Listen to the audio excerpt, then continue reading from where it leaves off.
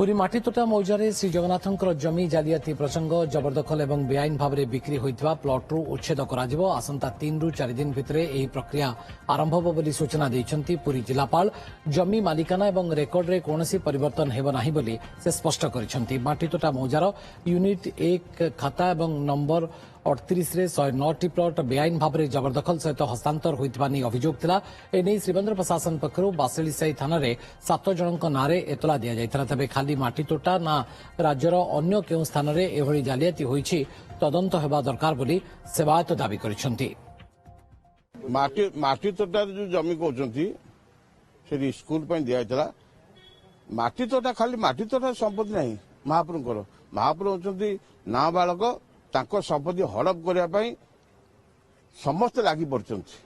या पूर्व देखिए आप खोर्धारे शह शह हजार हजार एकर रास्तार दी साइड रे विराट विराट अट्टालिका हो मनक होगा।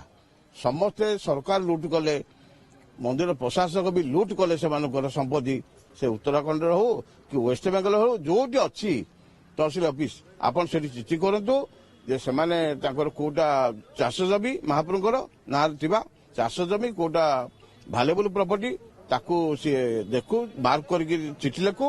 मुझे स्पष्ट कर दिए प्लॉट तो जहाँ भी मिली माने आमर जमीर मालिकाना कि रेकर्ड्स रे कौन सी परिवर्तन है ना कि हो पार नहीं एवं से दिगरे ऑलरेडी क्षेत्र परिदर्शन कला पर एक स्पेशल टीम तहसील तरफ करा जायछि जो माने कि इमिडिएटली डिमार्केशन करिवे जेहेतु से प्रॉपर्टी रे किछि प्राइवेट प्लॉट्स मध्ये अछि।